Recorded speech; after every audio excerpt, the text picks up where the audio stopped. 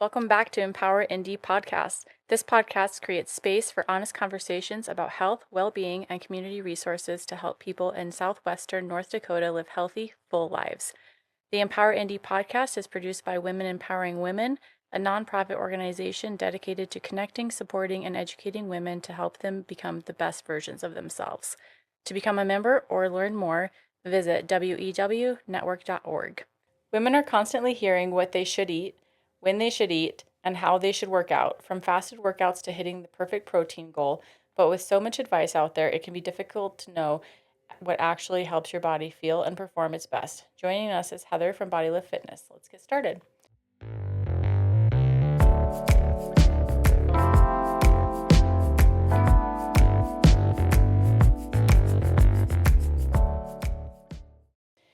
Could you start by introducing yourself and sharing your role with BodyLift Fitness? Sure. My name is Heather Dressler, and I am the owner of BodyLift Fitness, a fitness studio in town. We do personal training, group fitness training, reformer, yoga, strength training. So women are being told to eat more protein, work out fasted, drink protein coffee, buy protein snacks, and hit certain numbers every day. Why do you think nutrition has become so complicated? Because everybody wants it to be magically done for them. Right. Yeah. And they want it to all It's magic. to be, it's not a one size fit all. Yeah. Like it has to be individualized. And then there's social media, which is always selling you a new concept Right. or a new fad or Yeah. a new supplement. Mm-hmm. Yeah.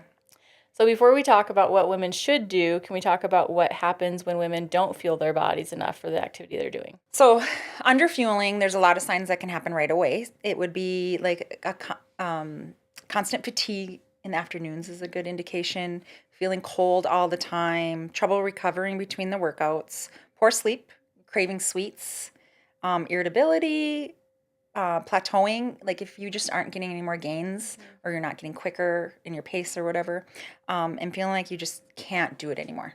Those are very easy ways to understand. So where did the idea that working out on an empty stomach was better come from?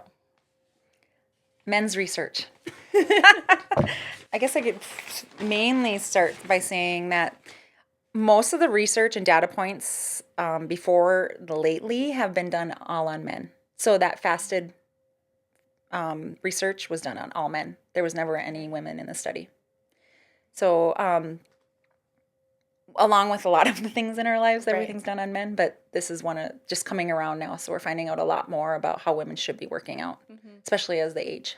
Well, I think it matters for each person too. So like I know that for my body, it does respond better to fasted cardio for certain weight loss goals. Or, Sure. you know, if I'm trying to drop a little bit of inflammation, then my body does better in that sense. But if I'm trying to gain muscle, it doesn't. So I think it matters what the goal is too, and the individual and kind of the trial and error too. If you're fasted and you feel totally fine and you're feeling great, I don't think that, it's a huge deal. I would rather you working out than not working out. Yeah. But I feel like even for me, I was doing fasted workouts for quite a while and I was feeling so drained. Right. And starving. Mm-hmm. And so if you're feeling starving, your body is waiting for that fuel. And if you just feel like death at the end of your workout, that's also another good indication. Right. So with these male studies, what they realized is that they start to use their energy right away. We do not. Right. Because we are in that storing for later hours as female. If you can feed your body 30 minutes before a workout, and I don't mean have a full breakfast. Right. You're not having eggs, pancakes, toast, bacon. You're just having a little piece of fruit and maybe part of a protein drink if that's what you're drinking in the morning, or maybe you're having an egg. And I don't even mean that you're eating that whole orange. Right. We are just starting your metabolism and getting it going. So that your body knows there's something in your body ready to use. The fuel is in the tank. It's going to use it. What happens is a lot of times if we wait and we fast, our body decides that we need to store it for later because it's always looking for that energy and can't find it. And it's worried it's not going to get it later. Right. So we want an even burn. That's also can help you make you feel better, obviously, when you're working out and throughout the day. Yeah. So what are some signs women might be under fueling without realizing it? Well, I think just that fatigue is a big one. Mm-hmm. We're not building any muscle. Right. We need that protein to build muscle. The only way to build muscle is to actually eat protein also. So we want those grams that we can get every day. For the woman who wakes up, grabs coffee, works out, and doesn't eat until later in the day, what should she be thinking about? How do you feel? Mm-hmm. Are you thinking about when you get to eat all the time? Right. Okay, if you're like, oh, I can't eat till 11 and it's 10:30. I don't know if that's the healthiest way to think about Right. things. If you're working out and you're grabbing that coffee, that is fine. Sometimes it's better to put a little something in your coffee that your body can grab onto, like a little bit of, I do coconut oil, Mm-hmm. drop that in there, or I do part of my protein shake as the creamer. Right. And then I also eat that little bit of fruit. Maybe it's a quarter of a banana. Because I work out right away in the morning, usually. My first class is 5 a.m. Mm-hmm. So I only have 45 minutes in the morning, really. I'm not Right. going to wake up too early. And Yeah. that's what I do as I'm out the door. Right. It doesn't need to be a meal. Yeah. It's going to grab onto that food and you're going to fuel and then you're going to eat afterwards. And you're going to get that 30 grams of protein in afterwards. Mm-hmm. So let's talk about protein because it feels like it's everywhere right now. So why has protein become such a major focus? I think because the main thing is that we realized how important it is for women. Mm-hmm. We were really pushed away from it for a long time. Right. We were not only told not to eat, but we were told to eat fat-free Right. snacks for a very long time. Fat-free, low-cal. We never talked about anything about protein. Right. And it wasn't like full meals. It was like a little snack to get you through and then Yeah. fat-free. Yes. Yes. Fat-free was the big one. I don't Yeah. remember what those when I was little.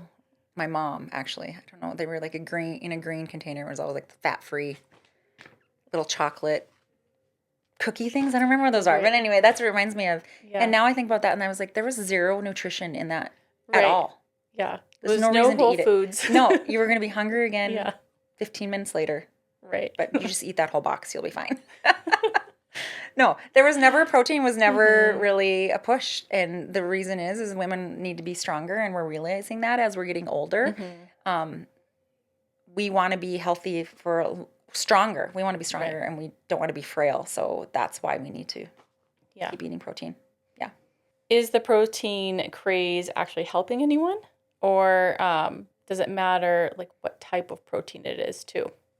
I think that the protein craze, to think of it as it could be both ways. Like, are we over?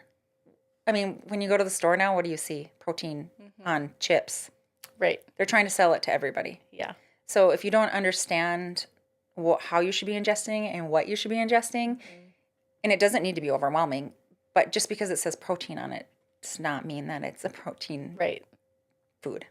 Yeah. Unfortunately. I wish it was.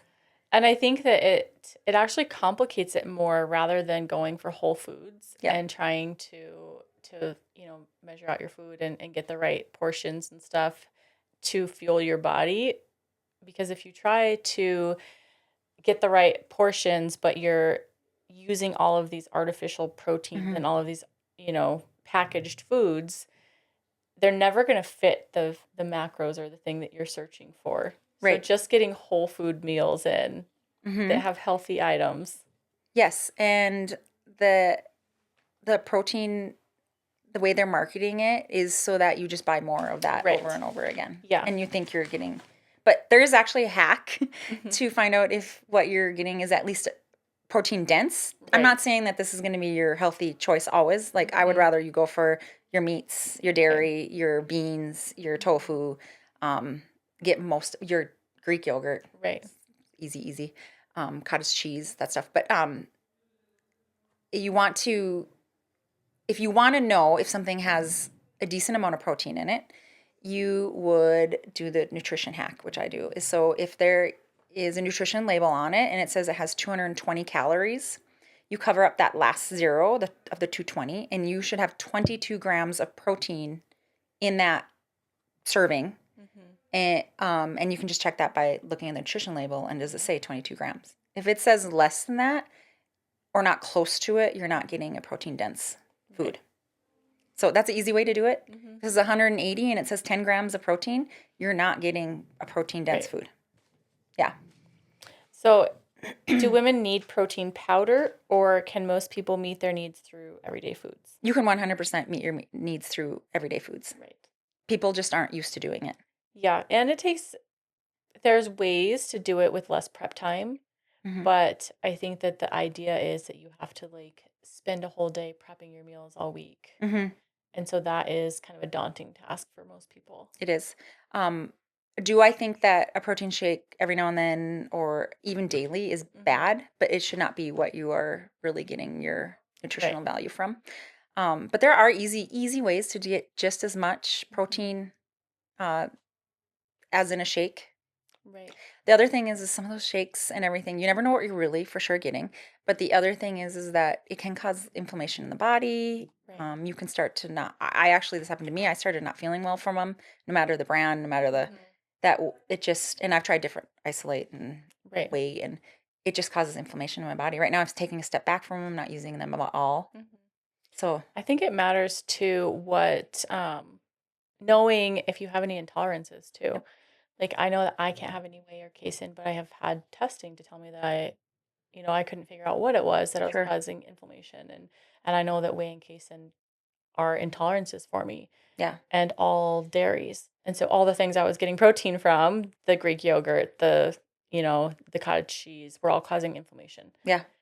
And it was things that I thought were whole food, were good foods and healthy, but it may just not be healthy for that person's body. Yep. So sometimes elimination, it goes a long ways too. Yeah. And sometimes you just get sick of them. Yeah. Oh, you're drinking the same protein for a year, and then all of a sudden you're like, I can't do it anymore. Yeah. So you got to have other ways, and it's easy to start to. Repetition is good. Like you like eggs, eat the eggs. Yes, you can prepare them different ways. You like cottage cheese, it's easy, eat it. I mean, and then pair it with a nice carbohydrate. Yeah. You'll be full. Yeah. Okay, so what does a realistic pre-workout and post-workout meal or snack look like for a busy woman? So I think the easiest thing to do, well, depending on your day, if you're a morning workout person, it's always a little different. So in the morning, for me, real easy is I take my coffee, and I like to do cold coffee right now. I kind of change it back and forth, but I actually use Oiko's vanilla cream Greek yogurt, and I put it in there, stir it up, and that's how I start mine. And then I eat a piece of fruit, so I get that little bit of energy. And it might only be 3 slices of an orange, but at least it's in my body. And then I work out because I'm a 5 a.m. worker outer. And then afterwards, you want to try and get something in right within 30 to 60 minutes that has that protein packed again and a good carb. Once again, it doesn't have to be hard. Grab that Greek yogurt, grab some berries, and eat that. If you are doing shakes at the time, or protein shake, it's okay. Drink it then. You get it in. Right. Yeah. So if someone listening feels overwhelmed by all the nutrition advice online, what is the first thing you want them to focus on? So I would say the first thing is don't get stuck on numbers. Right. Everybody tells you a number. That doesn't mean it's for you. Somebody's going to say you need to be 150 grams of protein, or you need to be macros related. Macros, you do not have to follow macros and specific numbers at all times in your life. It's hard. You want your life to be normal. I'm going to tell you, just start to be more consistent with your pickings. Right. Yeah. Just making better choices each time. And you can grow on that. Right. Starting one habit. I'm going to add an orange to my day, or I'm going to add one fruit to my day. Right. I'm going to add 20 more grams of protein in between meals instead of just trying to stack it all at lunch. And then I'm full and don't feel good. Yeah, every patient I see, if they try to change everything overnight and they cut out energy drinks and they start trying to meal prep and they start trying to exercise and they try to do everything at one point, which usually starts with like a health scare of some sort of like, oh my goodness, something's wrong with me. Well, it causes this like spiral of throw everything in your cupboards away and like, I'm going to do it all right now. It never lasts. And it's because it is too drastic. Yeah, and they're going to start on a Monday. Right. Yeah, not today, but Monday. I'm going to start on Monday. Yeah. And I will get everything, throw everything out. And then by Wednesday, they hate how they're Yes. feeling. They hate, Well, they're detoxing from everything at one time. and they're overwhelmed. Yeah. And then All their coping they mechanisms are gone. can't go to their workout on Thursday, and then they're like, well, I failed. Yeah. And that's not how it needs to be at all. It's okay to Yeah. just start up again. One thing, drink that water. Yep. Water. Get your water in. There's my one thing I think. Or sometimes I'm like, just take a shower every day. Like some moms, it's like, let's just take care of ourselves a little bit. Yeah. Like maybe you just need a bath every day by yourself. Yeah. Like maybe start with that because your life is like so busy right now that adding anything in or taking anything away is too drastic. So sometimes it's really simple, small Taking steps. a deep breath. Yeah. Breath work. Yep. Thank you for helping us separate fact from fiction when it comes to fueling our bodies and supporting our workouts. We hope this conversation reminds you that health doesn't come from perfection. It comes from building habits that give your body the energy and support it needs. Until next time, stay informed, stay empowered, and we'll see you on the next EmpowerND podcast.